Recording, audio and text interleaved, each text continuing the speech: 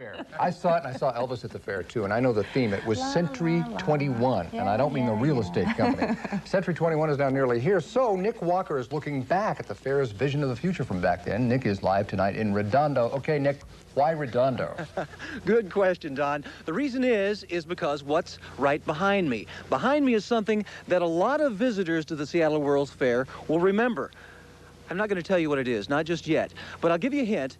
It was part of one of the futuristic displays at the Century 21 Fair.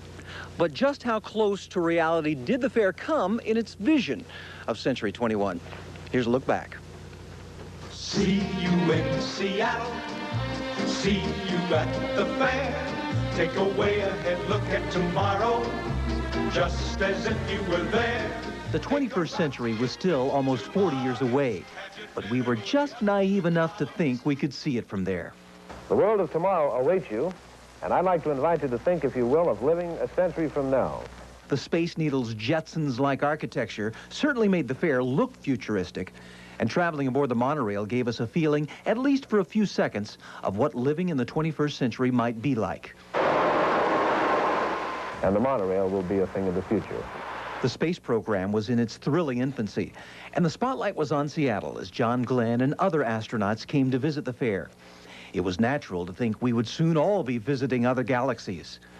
But our 1962 vision of the future was, at best, less than accurate. For example, there was the House of Tomorrow, complete with electric faucets, disposable dishes, and a heliport on every roof. It's a charming situation to be a little naive. Jay Rocky was in charge of advertising and public relations for the World's Fair. He says the early 60s were a perfect time for the futuristic theme. There was a lot of guesswork, a lot of effort to build something that was exciting, whether it was scientifically reasonable or not, and that added to the drama of the World's Fair. Take me to the fair. There was more drama when Elvis Presley used the World's Fair as the backdrop for his latest movie. The 21st century theme came through on the silver screen, too. It's a dream car. Bear in mind that the automotive dreams of 1962 were based on gasoline prices of less than 30 cents a gallon. But some of the fair's predictions did hit their mark. Touch-tone phones made their first appearance here. That's old hat now. The House of Tomorrow featured a woman demonstrating a large-screen television set on which she could watch movies she selected from her own film library. Imagine that.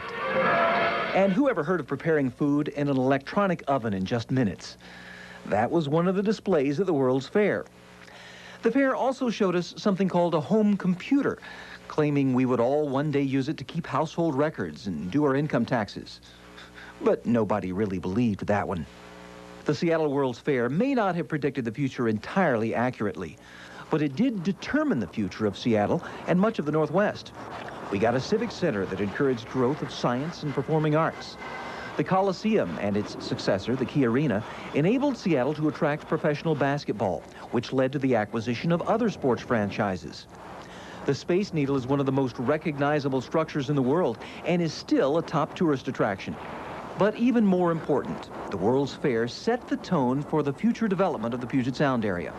And it gave all of us the confidence and enthusiasm to build this area into a more exciting world center, which it really is today. And many people say, and I believe, that it got its greatest boost with the Seattle World's Fair in '62. No doubt we owe a lot to the Seattle World's Fair, including this item right back here. Have you guessed what it is yet? Yes, it's the Bubble-lator, the elevator of tomorrow.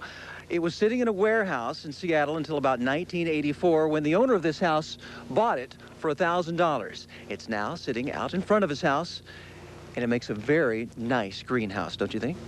Yeah, but Nick, isn't it kind of sad that the elevator of the future is now the greenhouse of today? It is a little bit sad, but I guess that's the way the future works. Sometimes it doesn't quite turn out as planned. And of course, that's true of a lot of things, as we saw at the Seattle World's Fair, including the good old Bubble-lator. Yeah.